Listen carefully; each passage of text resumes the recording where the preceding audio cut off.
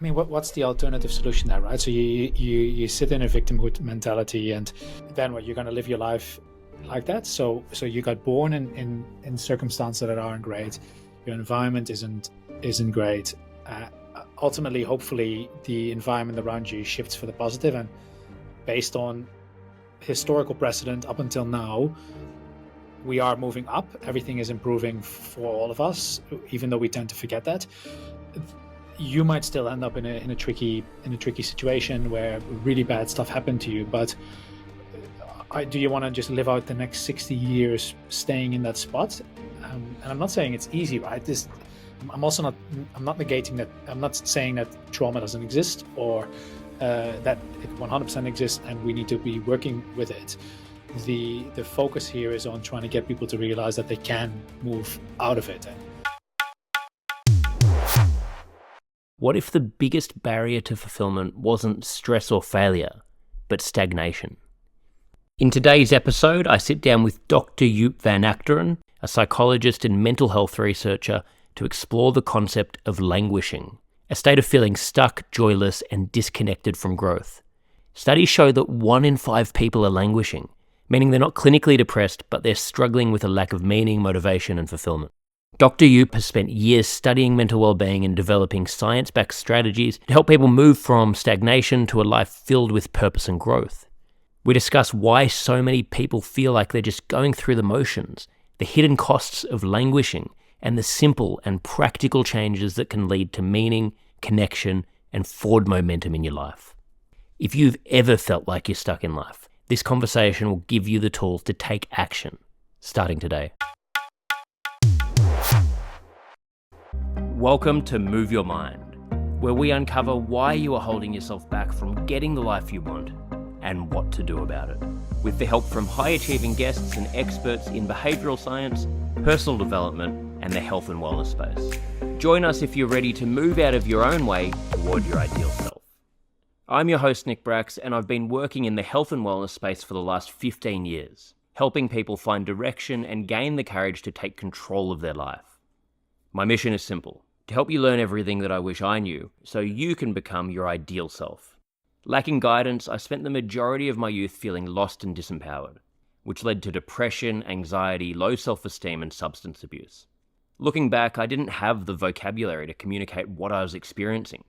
And as a man, I didn't resonate with the emotional language used in traditional therapy. I didn't need to talk about my feelings. I needed tangible solutions to guide me toward building a life I was proud of.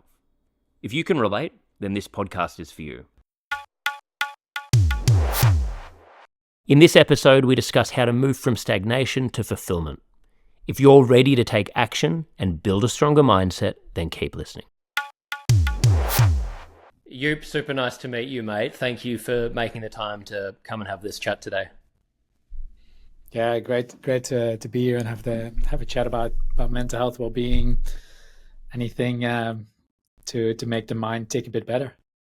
Yeah, much needed. It seems like the need for all of this is definitely not going away anytime soon. So, really interested to pick your brain about a few different things. So before we go into all of that, can you just give our listeners a bit of a background on yourself and the work you do, just so they can learn a little bit more about you?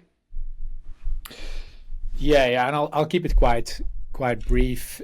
So name is Joep, originally Dutch in background, moved to Australia about 10 years ago with my partner, who's from Adelaide. So good old Adelaide. We've been living here for 10 years, love it. And so my background is in psychology, worked a bit for the public health sector, but then I ran into this unit here for some really random reasons, who looked into mental health in the actual health way rather than pathology, which is what I originally was educated mainly in. So it piqued my interest. My family has a bit of a history of mental health, so I started figuring out what those guys were doing, and joined the team, and that's been, I think, now 7 years ago, and set up a company from like a research institute here. So it's been a bit of a wild ride, and mental health is the main game that I currently play in. Interesting. So yeah, so what's the main work for you? Is it more research based? Is that what you're saying? The majority of your work? We're a bit of jack of all trades. We originated in a research institute called SAMRI. It's a big medical research institute, but we were always a bit weird in that environment because they were all biomedical research. So we focused more on well-being promotion in community and workplaces. So Mm. weren't really a good fit, but we got quite a lot of attention. The issue is that within research land, getting money for promotion and well-being is basically like not possible. I'm in Adelaide, so we don't get a lot of a share of the pie anyway. Most of the money goes to Sydney and Melbourne, so we had to become a bit creative around how to fund our business. So we're a bit more hybrid. So we do a lot of service delivery, and we use that service delivery to then fuel our research. So we're a little bit more like a startup environment where you have to go a bit more with the flow than the traditional research sense. Yeah, makes sense. Makes sense as a model. And what? So yeah, it's super interesting because I've done a bit of work in the corporate sector and in companies, and it seems like it's very different, I guess, in each organization, and it can be really difficult to get to make changes in these areas when they've got their own systems in place and all sorts of things. Like, is it what have you found doesn't work? What does work? How can we be more preventative in getting these kind of tools across to people? Yeah, we often get this question around what's the industry you work with most, right? So is it mining? Is it white collar, blue collar? We what I've actually noticed is that it's proactive and visionary leaders that we tend to work with. So it doesn't really matter whether that's a garbage company or corrections facility or a bank. Ultimately, if you want to have change for the good in a company, it comes down to the leadership within it, both at the immediate line management, but also at the higher places. So the first thing I always want to tell any organization who wants to make mental health a priority is you need to invest in your leadership, and they need to take this serious. If you have a bunch of people that will just block your way through it, you can have so many initiatives. It just isn't gonna work.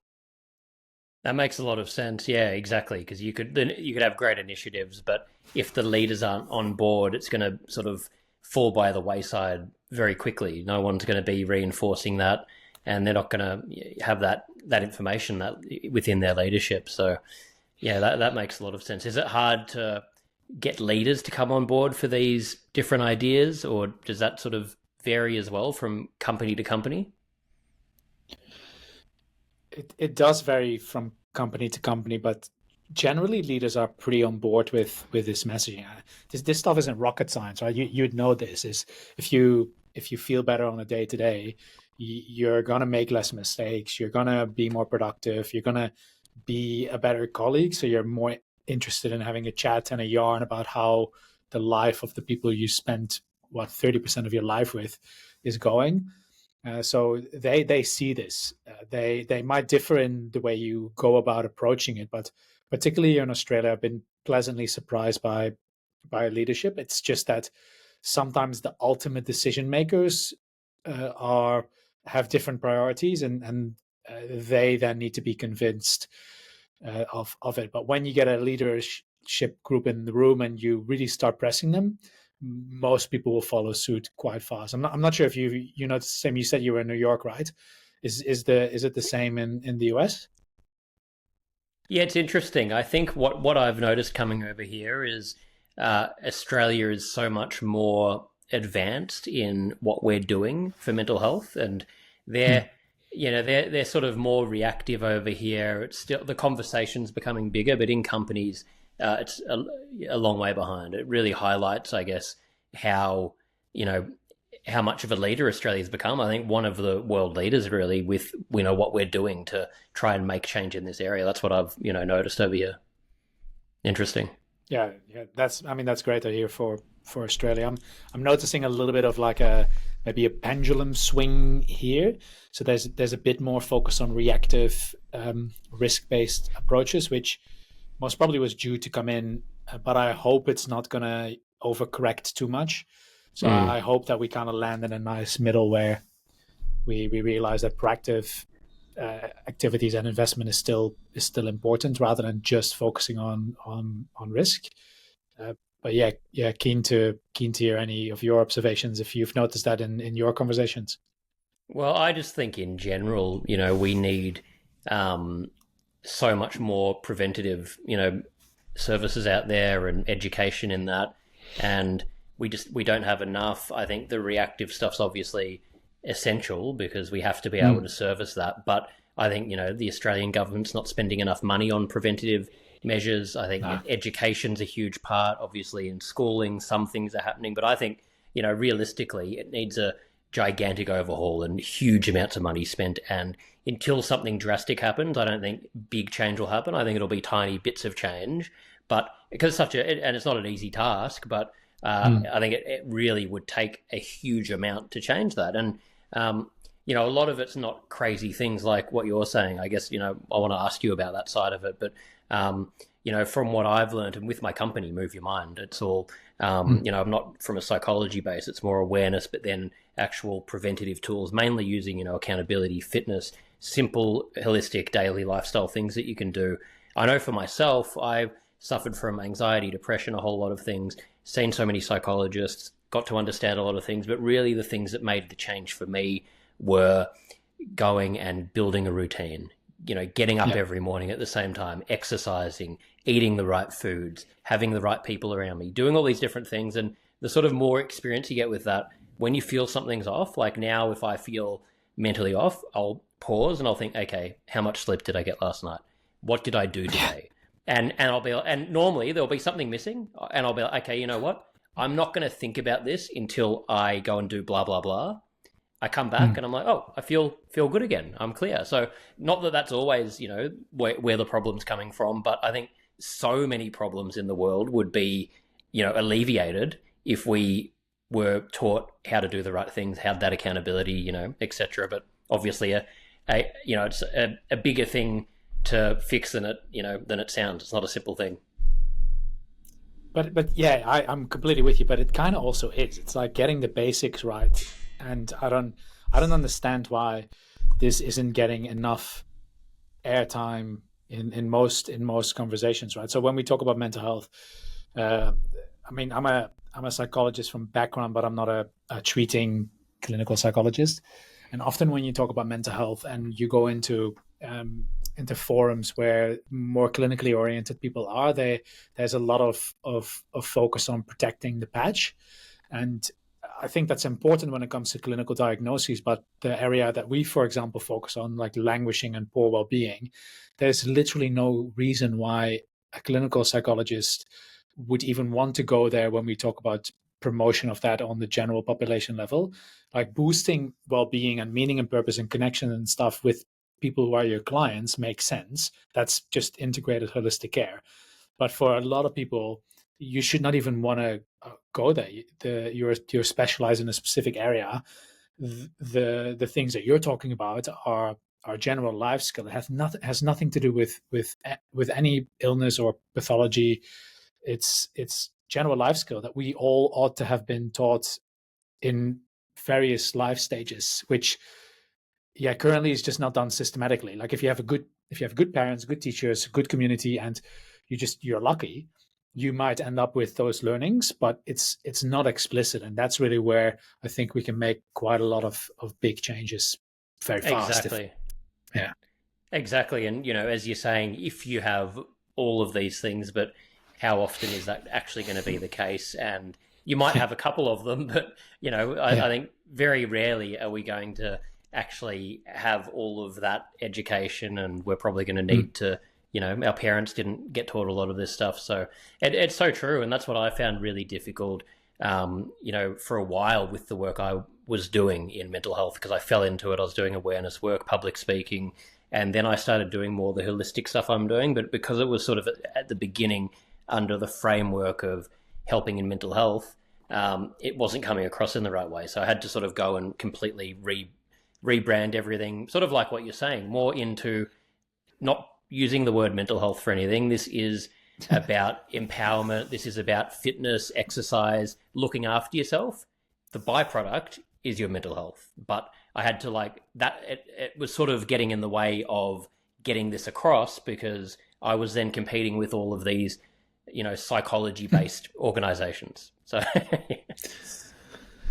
Yeah, there's this weird thing that has happened where we've wanted to make this idea of mental health more approachable, so mental illness basically more approachable. So we started giving it labels that are less, I guess, stigmatizing or less susceptible to prejudice.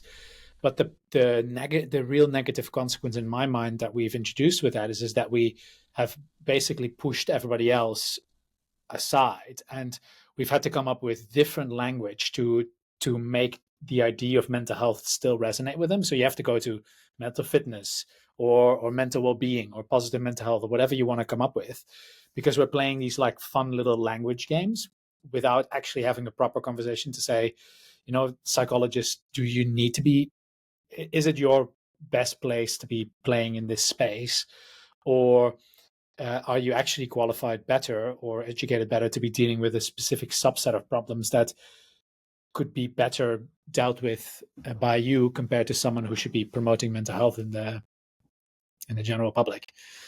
yeah. And do you think some of that's ego that's come into that, where people want to feel like I've got the solution, so this is what's going to fix the mental health, rather than being like, what, no one's got the overall solution. There is always going to be people that have mental health, like clinical mental health problems. There's always going to be societal issues. There's always going to be people that need, more what we're talking about, the holistic help. It's not, it shouldn't be looked at in that way, but it feels to me like there's people that are wanting to feel like, how dare you play in my field and take some of my, my work or my market share, when it shouldn't be about that. Yeah, I think Freud will be very proud that we're still talking about ego in this in this day and age. But yeah, no, ego is a part of it, but there's also just a whole bunch of people who want to do good, and they have a specific way of thinking and a specific way of operating, and they want to make sure that people are also not being hurt, and in their defense, the well-being space is also just major cowboy land. Like there's so much random stuff happening there that I can understand you want to put some guardrails around it. Where I think we should come to is having a conversation where we are a bit more charitable with the person you're talking to who is trying to do something good, and try and figure out where they're coming from. And I guess that charitable discussion isn't just lacking in mental health; it's lacking basically across a lot of other areas. So yeah, yes, ego is a thing. Protecting the patch is a thing, but on the other hand, I think people just get stuck in a certain way of operating, and hopefully we can broaden that view a bit over the next years.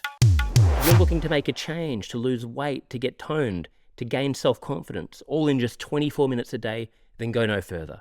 You can check out the Move Your Mind community by going to nickbrax.start.page.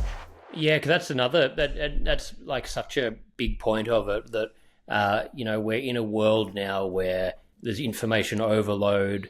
There is, anything you want to find, you can find something about it. There'll be someone having an opinion in one area, someone's got a different opinion, and it's just so overwhelming, where it can actually lead to inaction, because how are they going to know what's quality, what's not? And even if it's all quality, where do I begin? How do you sort of navigate that? How would someone navigate that in the world we live in with just so much information everywhere? Yeah, I don't think I have a very educated answer on that. I kind of take the approach of just severing ties. So when I start to feel overwhelmed, I'm just saying, nah, that's it. I'm going off. I'm going off the phone. I'm going off news. I've had something interesting has happened. We've had two kids for the past like 3-4 years, and because I didn't want to have the TV on 24/7. I haven't had it on since the little one was born, and I also, as a result, have just consumed way less news. So I now have just two moments in the time, generally at the beginning of the day and the end of the day, where I check in with news, and that's it. And that, I think that has already made such a big difference on just my personal state. I'm someone who gets pretty invested in politics and where I think the world could and should go, and that has just made a massive difference. So I mean, even thinking about the youth and the phone bans and social media bans, and yeah, we can have a conversation around the nuances, but I think in general, it's a good move for us to be consuming a little less randomness on a day-to-day basis. And the only way how I can deal with that at the moment, and I think everybody can deal with that, is just time away. Oh yeah, I think two times. If you have a great suggestion, please shoot it my way. I think you're on the money there. I think that it's about having the discipline to,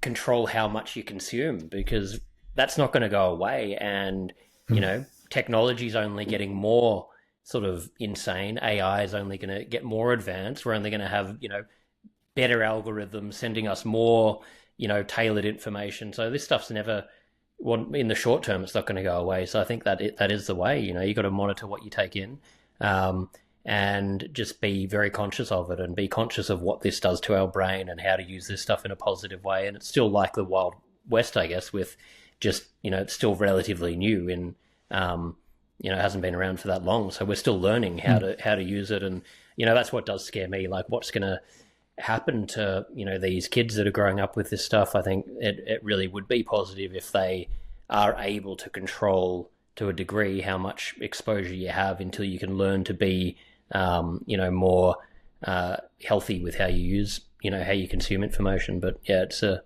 big topic for sure. Yeah, no, I'm completely with you, and we'll see what these experiments around reducing phone access and internet access in schools will do to the youth in 10 years. I'm looking with keen interest. Yeah, exactly. And sort of related to that, what's your view on people that can fall into a victim mindset? And a lot of the time that can happen from so many different areas. We're looking at what's going on in the world. We're not happy with where our life is at, so I'm going to now just complain about all these issues, and I'm going to consume and complain, and I'm going to look at what's happened politically. Okay, it doesn't matter. I'm in this position because this is this needs to change and this needs to change. It's like, okay, great, have your opinion, but you know what? By doing that, you're absolutely not fixing your own situation, and you're trying to vent because you're scared to actually look within and do something. And I think I see that's as a bigger and bigger issue in the world. And I think we've gone too far the other way in now, appeasing people that want to have all of these different complaints about things, rather than learning, what, life's not easy. Things aren't meant to be easy all the time. No one's got it perfect. Life is not fair. Go and make the most of what's in front of you. This is how you can do it. Yeah, I mean, there were a lot of difficult and big topics that you raised in yeah, in one minute. Probably need a couple of a follow-up interview for that one. But broad strokes, I'm with you, right? So there's a movement even in mental health towards not necessarily challenging, I read a quote online at one stage, and it really got under my skin, which was there can be no such thing as good stress in general. Every stress is bad for the human brain and the human mind, or something along that line. And I'm like, man, have you ever practiced an instrument, or tried to get better at a sport, or learn the language, or tried to deal with grief or heartbreak? Man, that shit's tough and challenging, but you come out of that way better. And there's this disconnect between what life is, which is a series of great times and then a series of challenges. And some of us are lucky in the great time department, and some of us are unlucky with having more and sometimes really rough challenges in our lives, right? But as you said, we get dealt with it, and that doesn't negate that we shouldn't be developing conditions that, like, not drive more challenge in the future. But at the same time, you're the owner of your universe, and you do need to do some looking within. Like the question the point you raised around doing some reflection is so missing with a lot of people, and that's the easiest place where we can start. And from a mental health perspective, I'm firmly in the resilience camp rather than the trauma camp that currently gets a lot of airtime. So there's a lot of people talking about, there's so much trauma around us, and that shapes our environment and who we are, and how we behave on an ongoing basis, and we need to reflect on it, which I think is true, but that is not necessarily pathological. That's one. And two, most of us are actually resilient to all of that. Like, yes, you might not like the fact that you behave in a certain way because your dad did it in the past, and yeah, you want to fix that, but that's has nothing to do with you becoming a victim of that. It's just, that's up to you. You need to fix that. Well-being is a do word. You need to take action. Love is a do word. You need to take action. Anything in life that is worth pursuing or getting has to do with some form of doing. And I think you and I are completely on the same page when it comes to that and mental health.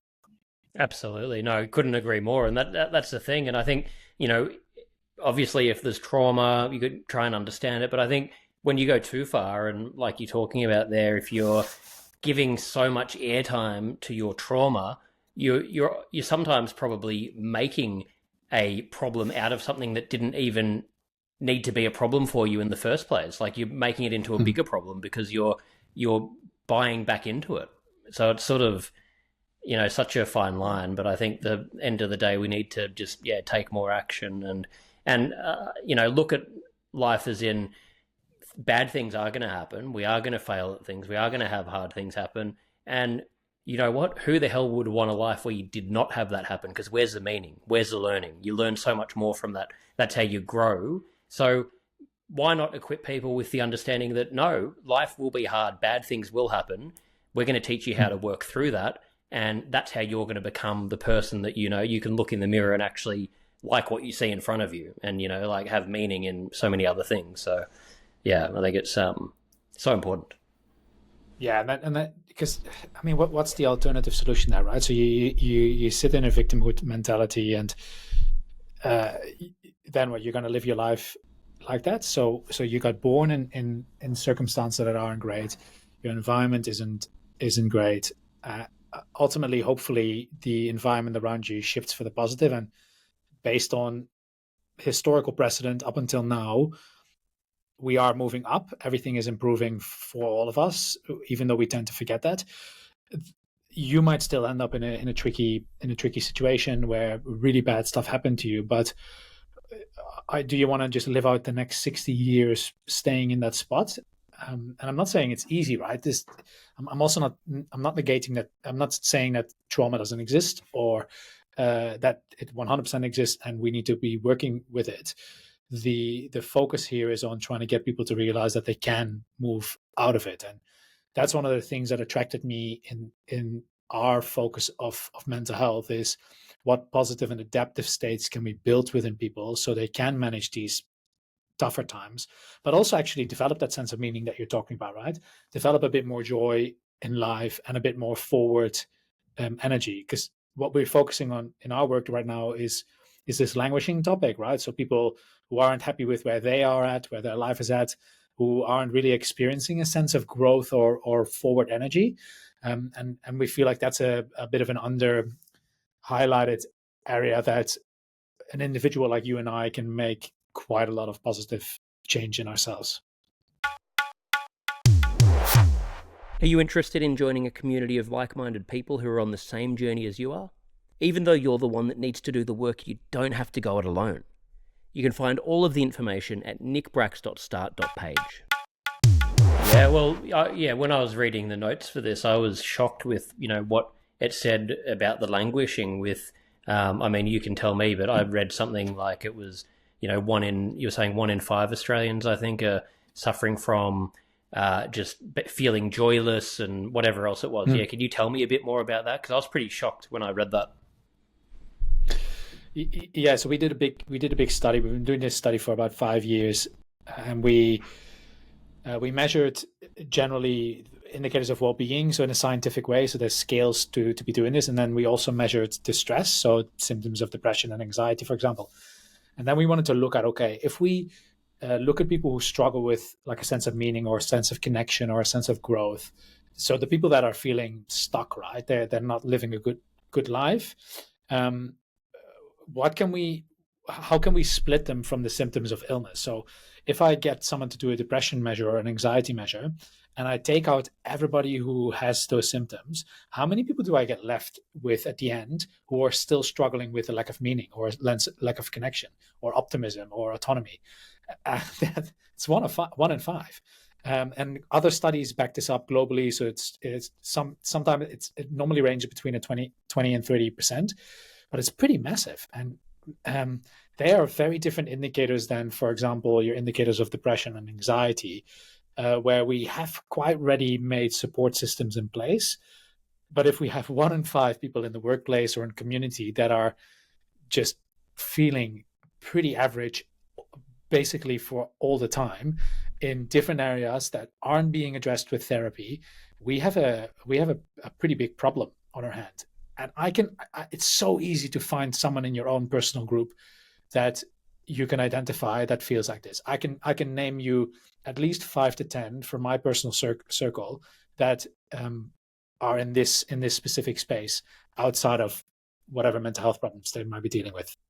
Yeah, absolutely. Same with me. I could name a bunch of people, off the top of my head that I know that are in that space and just going through the motions, not happy with where they're at, not making the change, stuck in it year in, year out, the same thing. And yeah, it's kind of crazy. So what can we do to help with that?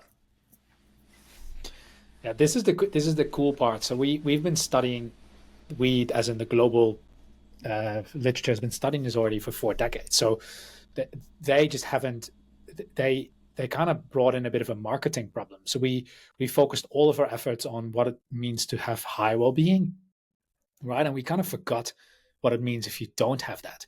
So we're targeting all of our energy towards like optimal life improvement and stuff, and that's important, right? But a lot of people, they don't operate off of this idea of what is the best version of myself that I can be. People operate off of a problem mindset. So we've just flipped it and said, basically anything you can do to boost well-being, you can also use to address languishing, because that's essentially what it does. You just need to connect it to the problem. So anything to do with social connection on a consistent basis with people you love, doesn't have to be many, just a couple, is a great. So one of the big things for languishing is that you're lacking community and connection, right? So get out there, start connecting with your friends again, take up a hobby, a group-based hobby. It will do wonders, right? Meaning is often lacking. So find something that makes you want to get up in the morning. So if you're stuck in a job that really drains the energy out of you, you do potentially need to consider whether you want to continue in that for forever. If it's not the actual job that's causing it, what else are you missing? Are you missing a sense of connection to like a volunteering goal or something broader that you can tap into that gives you a bit of sense of purpose? And then finally, the one other driver that we found, so in addition to lack of connection and the community side and meaning and purpose, was people don't feel a sense of growth and development. So honestly, just pick up something that allows you to develop yourself, whether that is something like a coding course, or pick up an instrument, or if you used to be playing sports, go and join your community sports and actually start tapping into a sense of growth again, for you to get yourself out of this space, because you don't want to do this for another 5-10 years. You don't deserve this. Your future self doesn't deserve that. Yeah, exactly. That's so interesting. And it really does, make such a big difference, even pushing yourself to just do something like that, go into a community group, go and volunteer, whatever it is. With that, are you sort of saying there's the two categories of the people that are going to be really motivated and inspired by the idea of, I want to become the best version of myself, and here's how I can, do it. And I'm going to do these things because my goal is I want to become the absolute best version. Whereas the people that are languishing, that doesn't really resonate with them. It's more about, I don't feel great. How do I solve this problem of not feeling great? Okay, if I do X, that'll make me feel better. I want to do that, but they're not. So they're sort of, it's slightly different like that. Is that what you mean? Yeah, it's the same with every problem, right? So if your Yeah. life is going great and then a big problem enters it, so let's say whatever financial stress or something happens in the house that just requires fixing, and your brain goes immediately to problem solve. Right. We're wired to focus on these problems. If you just have a couple of them and you're in this good space, then focus on what you want to do more of because it gives you joy and good positive emotions. But if you're languishing, you're not really looking for that ideal picture. You're looking to solve how you're feeling right now. So focus on the one or two things that you can do that make a change. It's a big marketing problem, I think, that we have within the Mm-hmm. well-being space. That I think we have a really good community found that are invested in this idea of well-being and mental health, but then we don't have that same community feel for the people that are a bit more down in the dumps, and that's what we want to do within Be Welco, to try and rally something around this group to see if we can help all of us move together upwards.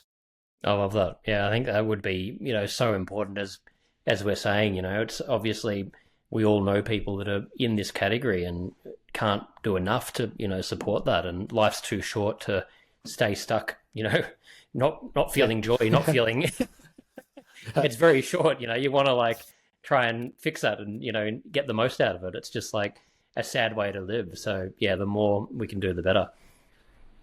Yeah, I even had it now. Like, so we just had a small one.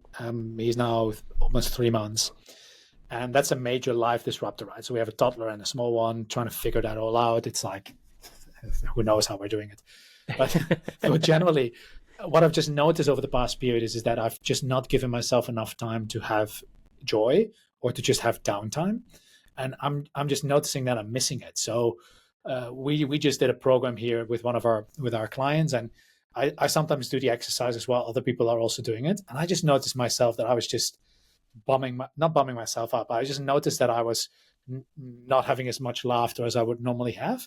So I just made a note. I'm not going to allow myself to be in there for more than 2 months. I have a really good reason for it, and that's fine.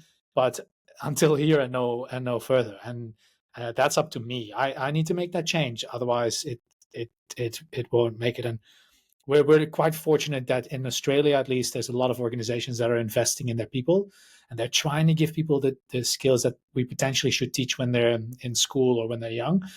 And if you are an employer and you're listening to this, honestly, you can make such a big positive change that you most probably aren't even realizing you can do to people who are going through the motions. And yeah, that's a big area of positive influence that I think we sometimes take for granted.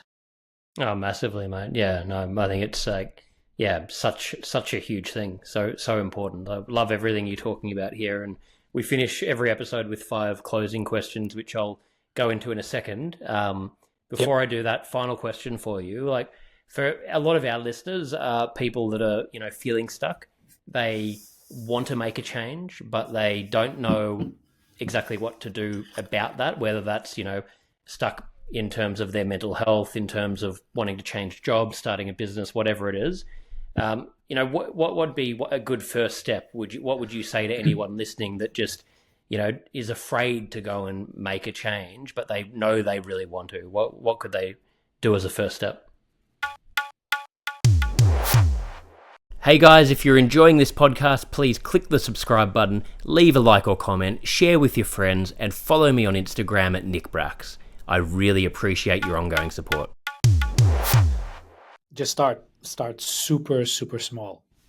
Like, don't make this into a big thing. Like, if you feel like physical activity is the one thing that gets you out of the dump, don't tell yourself that you want to do a 10K or a 25K or an Ironman. Just do the lap around the block, and then do it again the day after.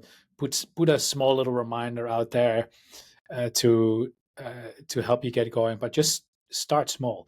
like any small thing, ultimately, if you can make this part of your routine, will have a tremendous impact, because you'll fall back on it.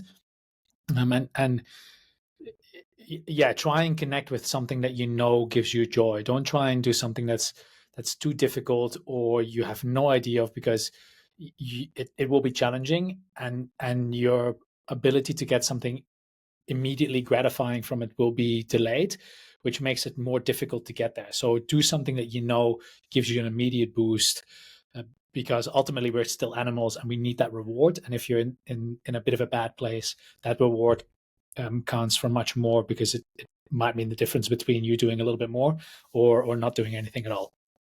Yeah, I think that's incredible advice, and that little thing's going to lead to the next thing and the next thing, and then before you know it, you've made all those changes. I think we all, can, relate to that and have had those experiences. I know for me, anytime I've had something big I've wanted to do, and I've, naturally I'm thinking 10 steps ahead. I want to, do all these, different things, and then you think your way out of taking action because it's so overwhelming when you think about, you put all that pressure on. So it's sort of you got to somehow remove all of that and be like, okay, great, whatever, later on, but what is just the tiny little thing I'm going to do to start? And it's like you put one foot in front of the other and you keep doing that, and before you know, you get there. So it's really good advice, I think, for anyone listening. So these 5 closing questions. What the first one is, what's your best childhood memory that comes to mind for you?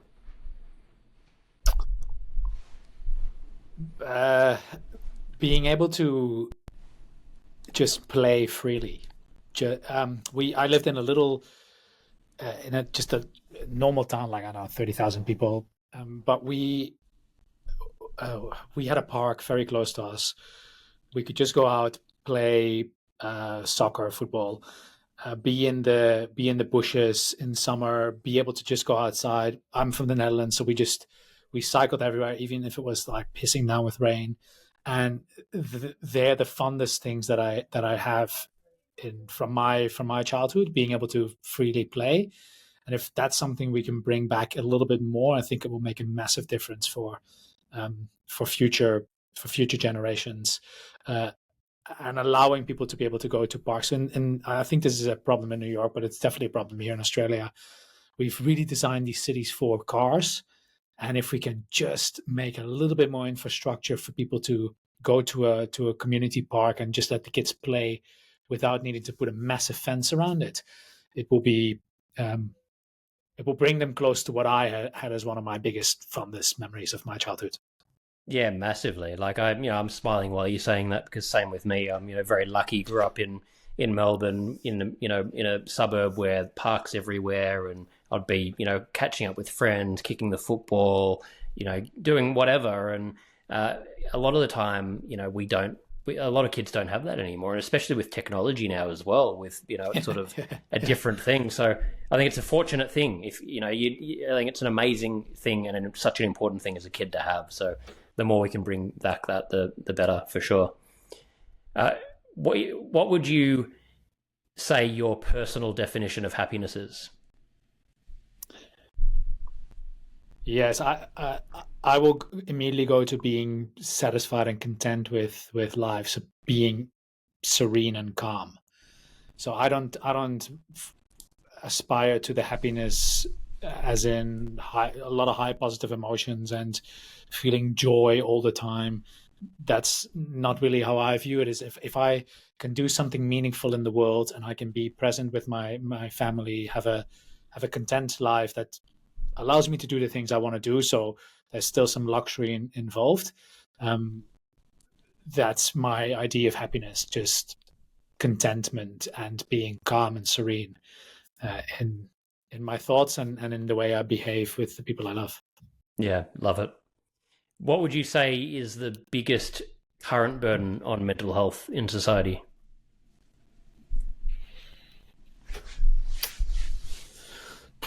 I think it differs. It differs for kids versus for young people versus adults. I don't think for kids we can get around the impact of technology. It's both the most amazing thing we've ever developed, and for mental health, I honestly believe it's one of the more significantly troubling ones. There's a lot of policy that we can do to try and improve life conditions, which I think we should. But there's one thing that is universally having a bad impact, and that's technology for kids and for adults. I find it more of a difficult question, but I do think that there maybe is a bit of a lack of meaning, a lack of purpose, and a lack of connection in the wider community. I think social cohesion is at quite a low point, and our negativity bias loves that. So we just try and find negative stuff all the time. We're being bombarded with negative stuff all the time, and we just get ourselves caught up in that stream of negativity. And that's something that I think we should make a big shift in.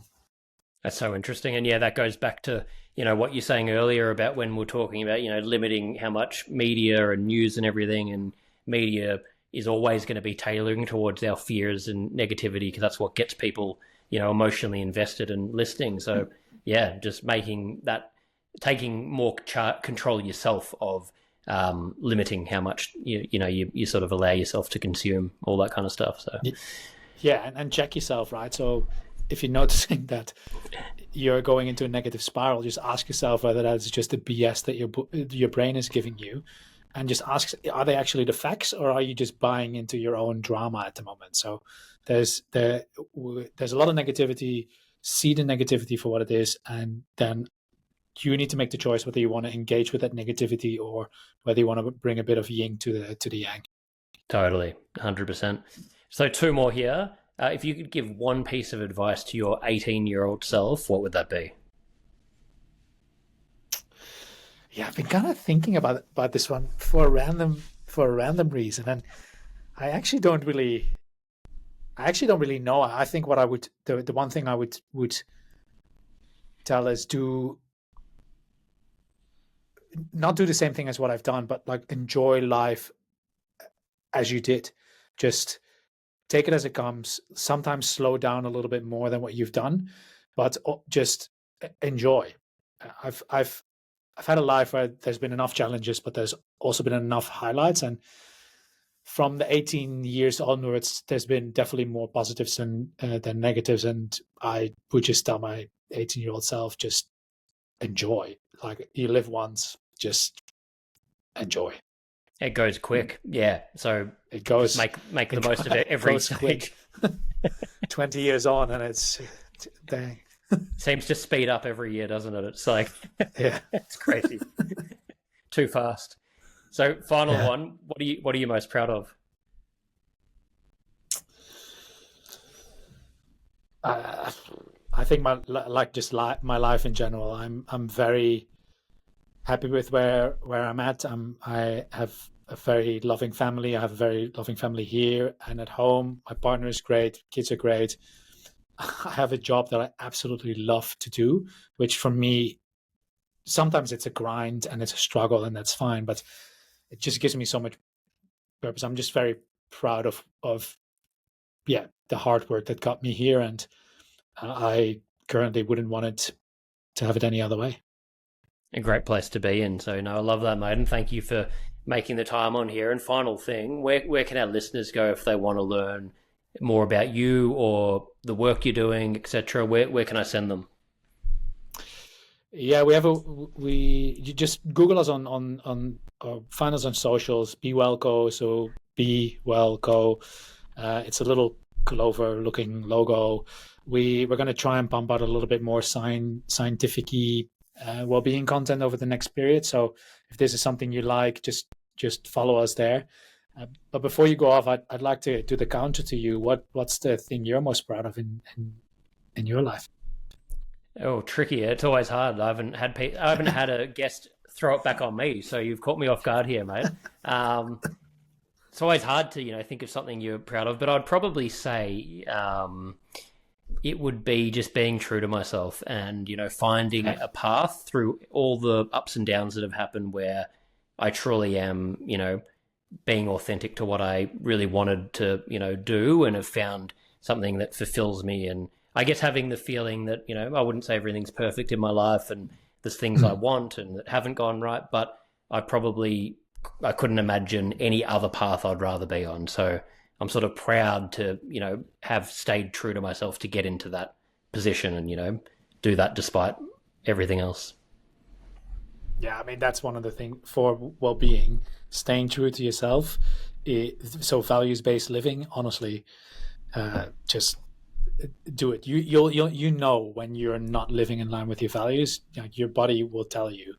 So just follow the heart. So it's great that you have that as the thing you're really proud of.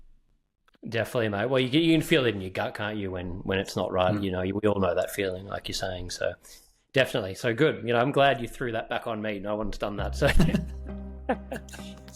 so appreciate that. And anyone listening, we'll have all of the links in the show notes. So make sure to check them out. And mate, thank you again for making the time.